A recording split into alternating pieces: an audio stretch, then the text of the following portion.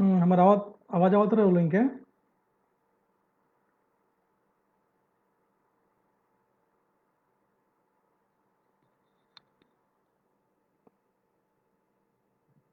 अगर हमरा के सुन पावत होके लोगिन तो प्लीज एगो कमेंट करी लोगिन ताकि हमरा भी मालूम चले कि हम हमारा आवाज रोलन तक पहुंचा था। जे भी देखा था प्लीज अपन एगो कमेंट कर दी लोगिन।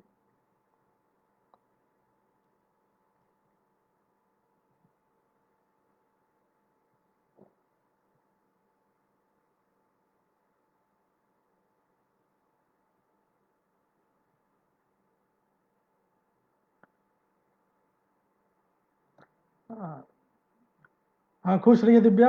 मेरी आवाज पहुंच पा रही है आप लोगों तक? प्लीज जरा कमेंट करके बताइए।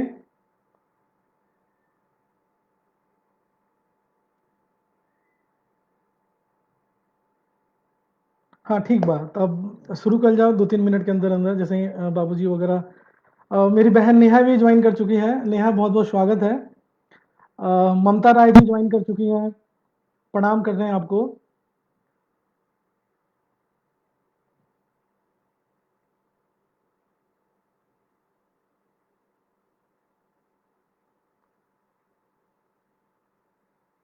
दिव्या से जल्दी मुलाकात हुई। दिव्या भगवान करे तू जल्दी से स्वस्थ होके वापस आओ। तरह से मुलाकात जल्दी हुई। नेहा उम्मीद करते नहीं कि तू ठीक होगबू।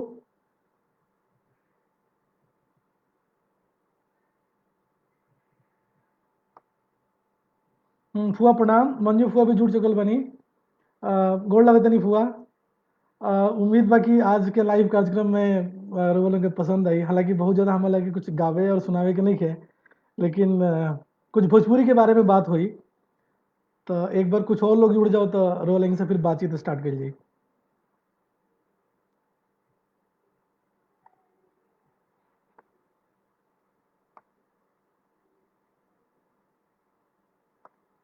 एक दूगो हम कविता लेके आइल बनी भोजपुरी में। हालांकि लिखल तो केहू और कहा, लेकिन हम कहीं से कॉपी पेस्ट कॉपी कहीं नहीं और ओकरा के थोड़ा सा अपना लैंग्वेज में चेंज करके सोचने की सुना है। बेसिकली ये कविता हमने के जो भी गार्जियन लोग बा और वो लोग बानी लोगिन वो सबके मतलब एथी कइल बा। तो ये कविता के माध्यम से हम अपन एगो रिगार्ड पेश करें सब गार्जियन लोग के। दूसर कविता एगो हमारी सुनाएम लास्ट में जौन की हमनी के समाज में आज जौन घटित हो रहा बा शादी ब्याह के लेके ओकर ऊपर भी वो कविता बा वो सुनाएम। अभी कुछ और लोग के इंतजार कर लेवे के 1-2 मिनट, ओकरा बाद फिर स्टार्ट कर जाओ।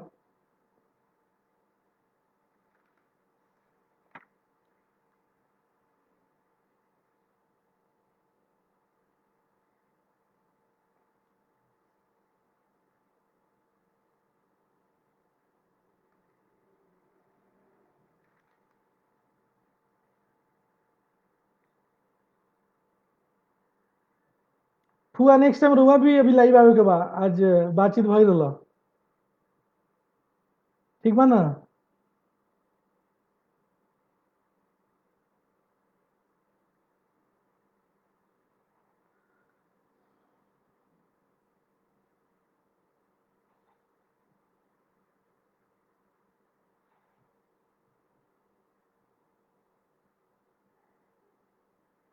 शुरू कर जाओ मैम। 7:05 भी हो गई बा। अब धीरे धीरे लोग जुड़त रही।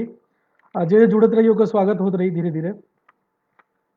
तो सबसे पहले हम सब हम विनय कुमार राय सब अपने गार्जियन लोग के प्रणाम करतनी, गोड़ लागतनी। और ये मंच के और ये पंच के सब गार्जियन लोग के और ये भोजपुरिया समाज के प्रणाम करतनी। और ओकरा साथ ही आज के कार्यक्रम के शुरुआत कल जाओ। एकरा अलावा सब केहू के स्वागत बा आज के कार्यक्रम में। जैसे कि रउआ लोग जानते लोग कि हर शुक्रवार के हमनी के हमनी के ही ग्रुप से एगो सदस्य आके और एड्रेस करी ले सब केहू के। और ओकरा भोजपुरी के बारे में अपन मत रखिले। भोजपुरी के विकास कैसे हो सकता, भोजपुरी के आगे कैसे बढ़ावल जा सकता, इस सब के बारे में विचार विमर्श होला। चाहे वो काव्य के माध्यम से होके, पद के माध्यम से होके, गद्य के माध्यम से होके, चाहे अपना मौखिक वाणी के माध्यम से होके। सो यही सब के ध्यान में रख के ई कार्यक्रम के आयोजन होला हर शुक्रवार के। आज के कार्यक्रम में हमरा के दायित्व सौंपल गई कि आज हम लाइव आई और वो लोगों से मुखातिब वही बातचीत करी। तो वही मतलब ओकरा के पालन करे खातिर हम लोगों के सामने हाजिर बनी। सबसे पहले बात कर लीजिए ग्लोबल भोजपुरी लिटरेचर फाउंडेशन की स्थापना के 14 अगस्त 2020 के हमनी के गार्जियन और मार्गदर्शक प्रोफेसर सदैव राय पराशर सर के मार्गदर्शन में एक ग्रुप के स्थापना भइल। एक बेसिकली उद्देश्य यह बा कि भोजपुरी के कैसे आगे बढ़ावल जा सकता। अब भोजपुरी के जो सबको जानते लोग कि दुनिया में सबसे ज्यादा लोग ये भाषा के बोलेला, सबसे ज्यादा देश में, मतलब खाली ये देसी भाषा नहीं है, मतलब राष्ट्र स्तर पे विश्व स्तर पे ये भाषा के पहचान बा। तभी भी ये भाषा के आपन कोनो भी पहचान नहीं रह गई। एक बहुत सारा कारण बा, बहुत सारा कारक बा। प्रोफेसर सर भी अपना कार्यक्रम का माध्यम से कई बार विषय पे चर्चा कैले बनी और वह लोग भी अपना गीत के माध्यम से, कविता के माध्यम से भी बार बार बतावत रहे लोग इनकी हमने के जो संस्कृति बा, भाषा बा, एक जड़ कितना मजबूत बा। लेकिन आज इतना साल भी भोजपुरी के ऊ एगो रेस्पेक्ट ना मिल पाई, आदर ना मिल पाई जौना के एक्चुअली हकदार भोजपुरी रहे। ये सब बात के ध्यान में रखे अभी वो देखा तुम कि सोशल मीडिया पे इस तरह के प्लेटफॉर्म के बाढ़ से आ गई बा, जौन लोग के उद्देश्य अलग अलग बा। लेकिन अगर कहीं भी रुआ एक सारा प्लेटफॉर्म देखी, चाहे यूट्यूब पे हो गए, चाहे फेसबुक हो गए, ट्विटर पे हो गए, कहीं पे भी हो गए, कहीं ना कहीं हर वो ग्रुप, हर वो पेज, हर वो वेबसाइट अश्लीलता से कहीं ना कहीं जुड़ल बा। और यह कारण बा कि हम जो सोच पाइले वो ये सोच पाइले कि भोजपुरी के रसातल के तरफ ले जाए में भोजपुरी के ही हाथ बा। भोजपुरी के रसातल की तरफ भोजपुरी के जो स्थिति आज भइल बा, वो स्थिति में ले जाए वाला सिर्फ और सिर्फ भोजपुरी बा। तो ये भोजपुरी फिर आगे कैसे बढ़ सकता, अपन मुकाम कैसे पा सकता। तो वही खातिर, वही उद्देश्य खातिर एगो ये प्रयास बा जो कि प्रोफेसर सदैव राय सर के संरक्षण में, मार्गदर्शन में ये आगे बढ़ रहा बा। और 14 अगस्त 2020 के एक ग्रुप के स्थापना के बाद आज 1.5 महीना समय बीतला में एक ग्रुप के चर्चा लगभग ऑनलाइन के हर प्लेटफॉर्म के ऊपर बा, चाहे वो फेसबुक होके, ट्विटर होके या और भी कोनो माध्यम होके, जौन की हम अपना हिसाब से जो समझ पाता नहीं, अपना एक्सपीरियंस से जो समझ पाता नहीं, एगो बहुत बड़ा उपलब्धि बा अभी तक। एमे सबसे बड़ा योगदान रउआ सबके बा, जौन एक ग्रुप के बहुत प्यार धनी लोगिन, दुलार धनी लोगिन और यहाँ तक पहुंचाए में एक बहुत बड़ा मुकाम हासिल हमनी के एगो समर्थन धनी लोगिन।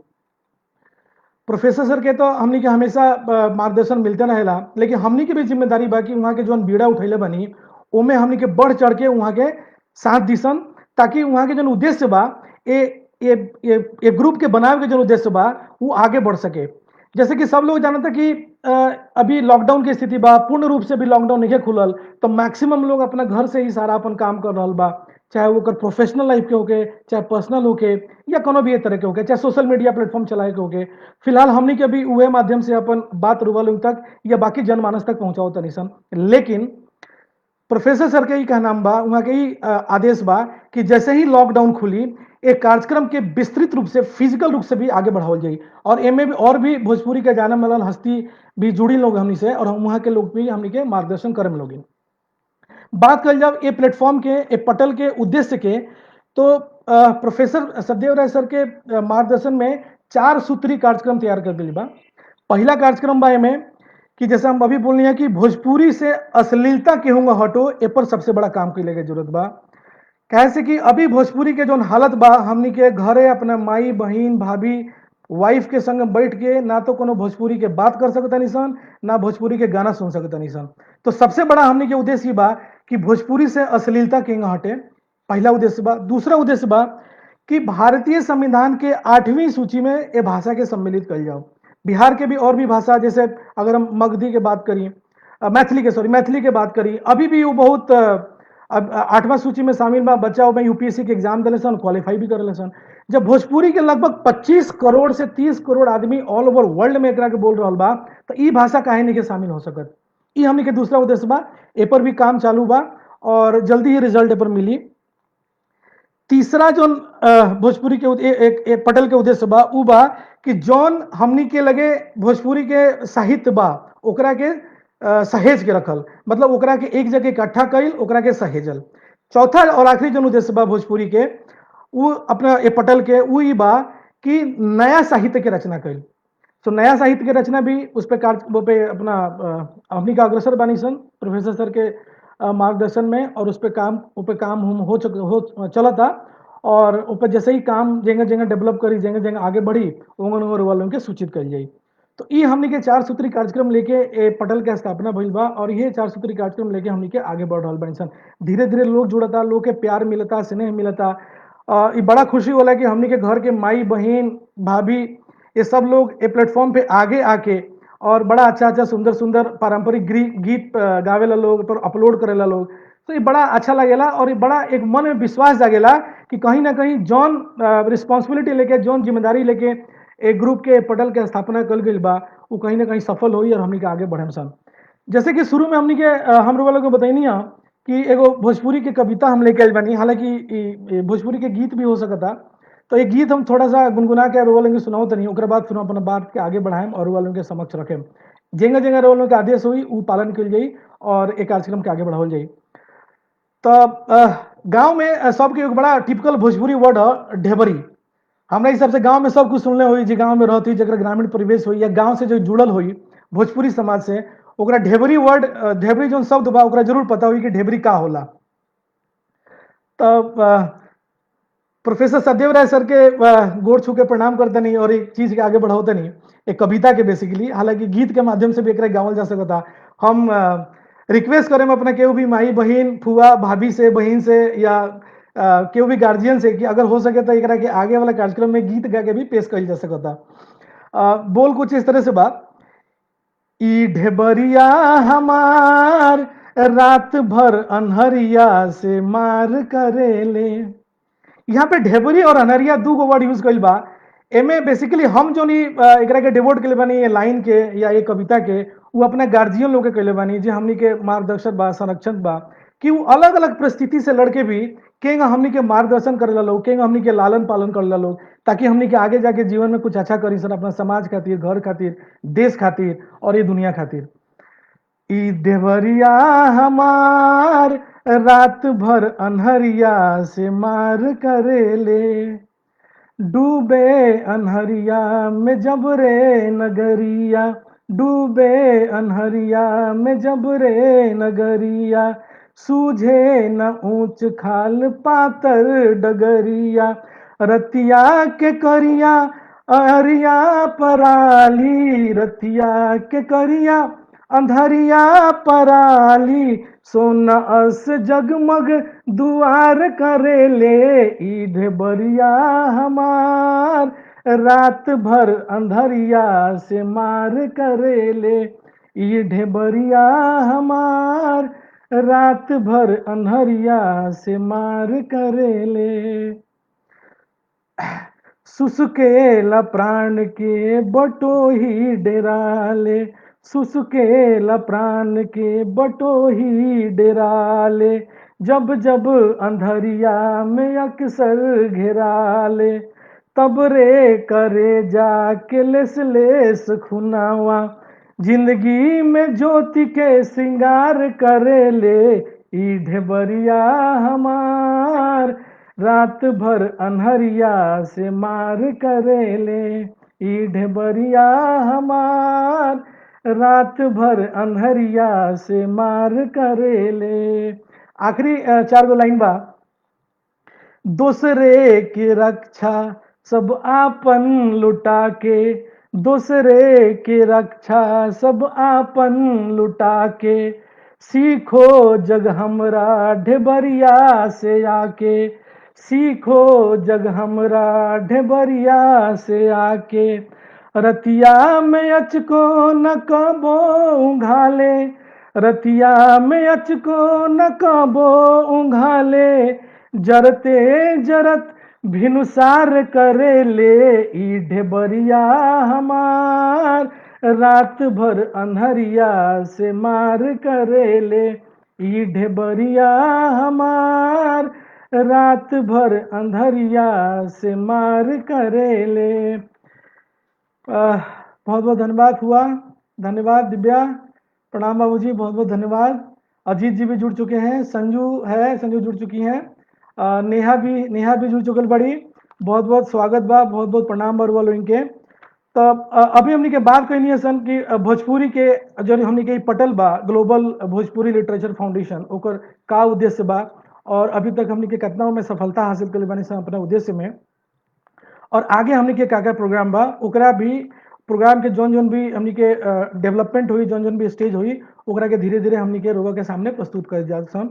एकला अलावा जैसे कि हमनी के पता बा, शुरू शुरू में जब हमनी के जितना भी नौजवान बने आज के डेट में, चाहे वो पढ़ल लिखल होकस, चाहे वो थोड़ा कम पढ़ल लिखल होकस, सब केहू के दिमाग में बहुत कंफ्यूजन रहे। इवन हमरा भी बहुत ही कंफ्यूजन रहे शुरू में, प्रोफेसर सदैव राय सर से बात कैला से पहले कि भोजपुरी भाषा है कि बोली है।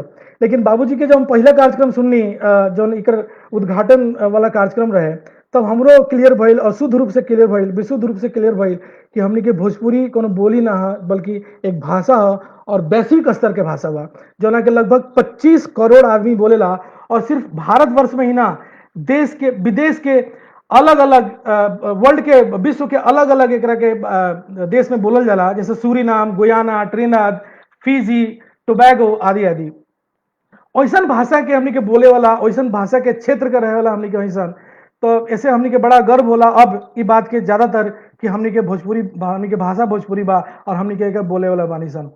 तो ऐसे हमनी के बिल्कुल पहला बात की दिमाग से निकाल देवे बा कि भोजपुरी कोनो बोली है ना, बिल्कुल बोली ना है। भोजपुरी हमनी के भाषा है, एक लिपि भी देवनागरी लिपि बा, जेंगे इंग्लिश के रोमन बा, ABCD हमनी के लिखे निसन, एकर भी अ आ इ लिख के एकरा के प्रस्तुत करे निसन। शुरू शुरू में हम कुछ किताब पढ़नी भोजपुरी ए मंच पे जुड़े से पहले, जन में हम ये जननी कि भोजपुरी के जो शुरुआत बा, भोजपुरी के अगर साहित्य के बात कल जाओ तो एक शुरुआत 7वीं शताब्दी से मानल जाला। 7वीं शताब्दी से एक बेसिकली एक उत्थान मानल जाला, जौन के लोक गाथा काल कहल जाला। ओकरी बेसिकली कोनो लिखित रूप से साहित्य ना रहे, या तो सिर्फ लोकोक्ति के माध्यम से, सिर्फ कथा के माध्यम से एकरा ए भाषा के प्रयोग होके और लोग जनमानस तक अपन बात पहुंचावल जाओ। ओकरा बात आई बिचला काल। बिचला काल में बेसिकली भक्ति रस के कवि लोग के उदय भइल, और वो कवि लोग अपना अपना कविता के माध्यम से, अपना अपना गीत के माध्यम से भोजपुरी समाज के बात के भोजपुरी भाषा में जनमानस तक पहुंचेले। और तीसरा काल जो आइल भोजपुरी के, जो अभी के काल बा, जना के रिनेसेंस एज भी कहल जाला, या हिंदी में ओकरा के नवजागरण काल भी कहल जाला, वो भाषा के आधुनिक, वो काल के आधुनिक काल के नाम से जानल जाला। आधुनिक काल की अगर बात करें तो एमे तीन गो बेसिकली कवि भइलन, या बोले साहित्यकार भइले, जो कि भोजपुरी भाषा में वहाँ के लोग बहुत ज़्यादा अपन रचना कैनी, जनमानस तक अपन बात पहुँचैनी, चाहे वो कविता के माध्यम से होके, चाहे वो नाटक के माध्यम से होके, वो नाच के माध्यम से होके, या पारंपरिक गीत के माध्यम से होके। उनमें सबसे पहले नाम भिखारी ठाकुर जी, महेंद्र मिसिर जी और हीरा डोम जी के नाम आवेला। और अगर उनमें वो काल में रचना के बात कल जाओ, तभी उनमें बेस्ट रचना जोन बा, जोन के हमनी के जाने नहीं सन, बुझे नहीं सन, विदेशिया, बिंदिया और वाराणसी। सर इस एकरा के अच्छी तरह और भी क्लैरिफाई कर सके हम अपना अगला कार्यक्रम में। हालांकि हम तो एगो ब्रीफ, एगो जो हमारा नॉलेज बा, ओकरा के हम थोड़ा रोल के सामने साझा कर रहा बानी।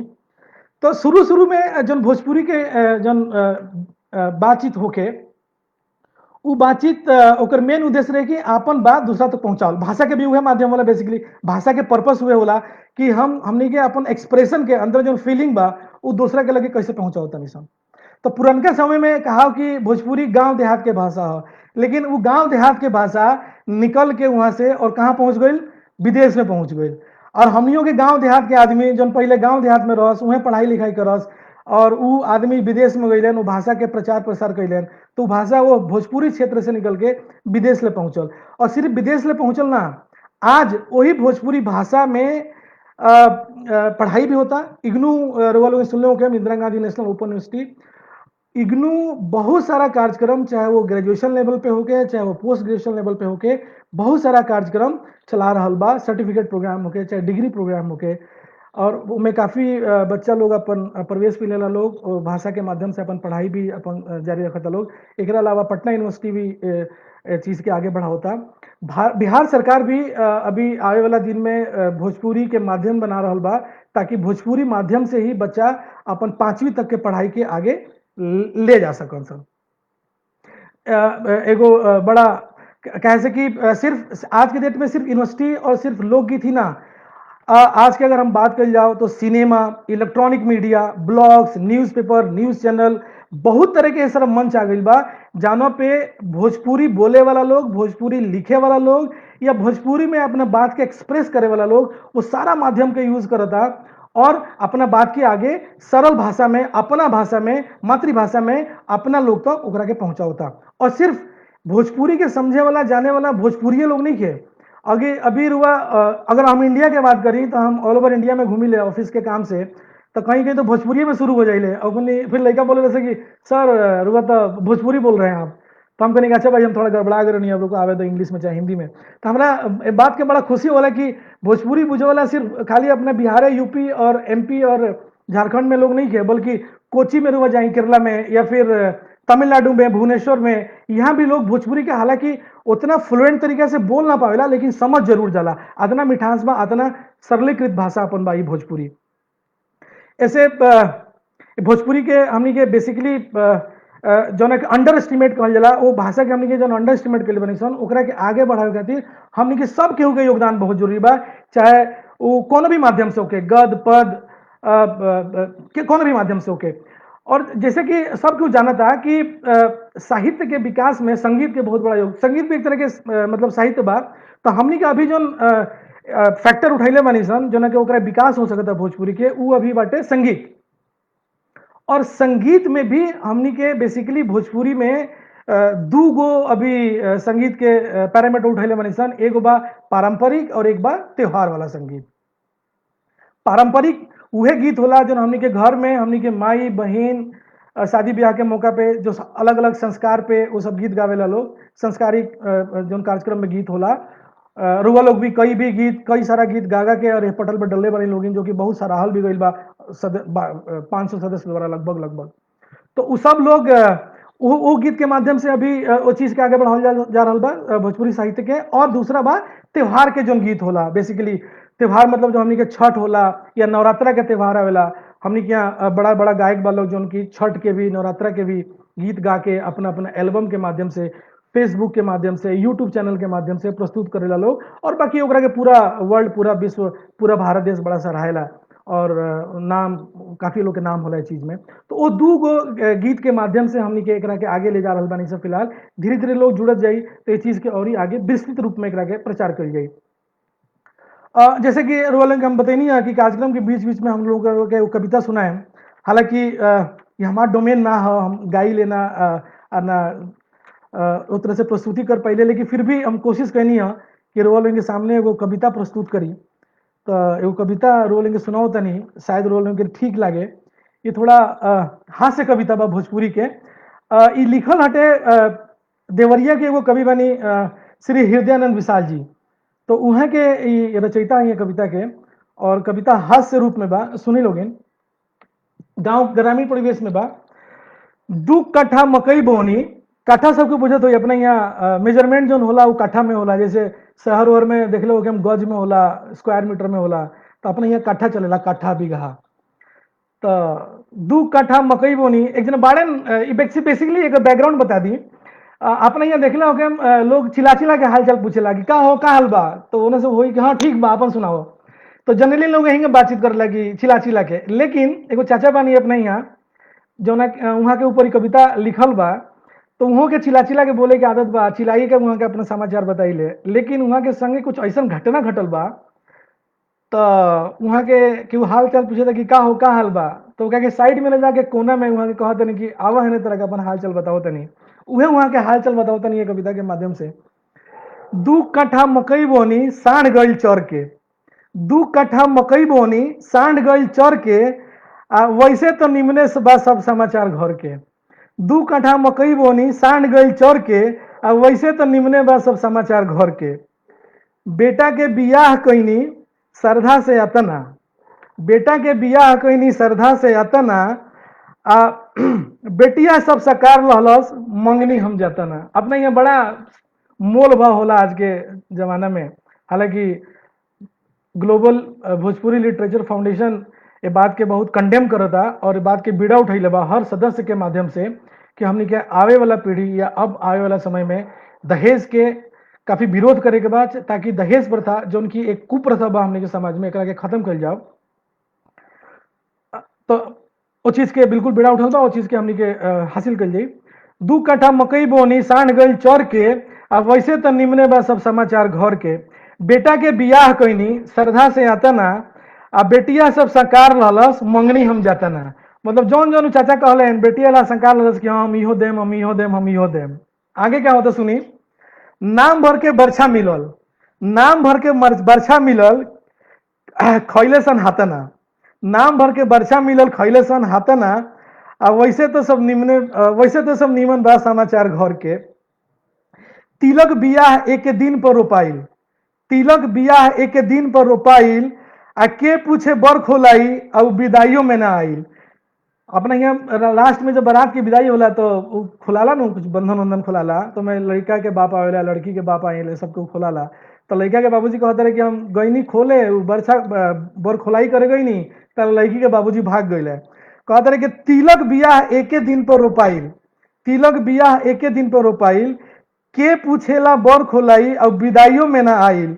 खेत बाड़ी बांधे रहनी। अब कैसे कि साटा बायना बहुत कले रहे चाचा, तो अब कहाँ से पैसा लिए हैं। तो कहते रहे कि खेत बाड़ी बांधे रहनी, रोनी हम फेंकर के। अब वैसे तो समाचार निमने बा घर के। तिरिया चरित्र का बुझिए मरद बेचारू, तिरिया चरित्र का बुझिए मरद बेचारू, अब पुतऊ पराया भैले पावते मेहरारू। तिरिया चरित्र का बुझिए मरद बेचारू, अब पुतऊ पराया भैले पावते मेहरारू। अलगे चूल्हा पर ली दुल्हन डोली से उतर के। आजकल एगो सिस्टम आ गया अपना समाज में कि माई माई बाबू जी से जल्दी लोग फारका हो जाता बियाह होते ही। वह कभी कहते रहे अपना अंदाज में कि तिरिया चरित्र का बुझिए मरद बेचारू, अब पुतऊ पराए भैले पावते मेहरारू। अलगे चूल्हा पर ली दुल्हन डोलिए से उतर के। अब वैसे तो समाचार सब बा निमने घर के। देखल नहीं गईल जब पोतियन के सुसुकल, उनका पोतियो रही सन एगो दूगो, वो सन के हमनी के दूध पियम सन, भैंस चाही। तो लिखत रहे कि देखल नहीं गईल जब पोतियन के सुसुकल, आ लोन लेके भैंस किन्नी दुए दिन में बिसिकल। अब बेचारू के किस्मते खराब रहे, लोन ले रहले ओकरा बाद भैंस दूधो देहल बंद कर दहलस। देखल ना गईल जब पोतियन के सुसुकल, आ लोन लेके भैंस किन्नी दुए दिन में बिसिकल। काटल खियावल एगो फांसी भइल गर के। अब वैसे तो निमने बा समाचार घर के, वैसे तो निमने बा समाचार घर के। तो यही कविता के साथ हम आज के अपना वाणी के विराम देते नहीं। और अभी जैसे कि अगला शुक्रवार के भी हर शुक्रवार के हमनी के पटल के माध्यम से केहू ना केहू शख्स आवेला और वो लोगन से रूबरू होला, भोजपुरी के बारे में बातचीत करेला। अगला शुक्रवार के भी प्रोफेसर सत्यदेव राय सर के मार्गदर्शन में हमनी के एगो नया सदस्य से बातचीत करके वहाँ के पटल पे आए और वहाँ के लोगन से बातचीत करें और गीत संगीत के माध्यम से भी वहाँ के अपन बात रखे के कोशिश बात रखें। अभी हम थोड़ी देर में एगो वहाँ के गावल गीत एक पटल पे साझा करें, लोग सुने में लोगिन, और सुनला के बाद लोग अंदाजा लगा सकता नहीं लोगन की वहाँ के भी अपना क्षेत्र में कितना आपको मेहनत के लिए बनी भोजपुरी के आगे बढ़ावे खातिर अपना संगीत के माध्यम से। तो यही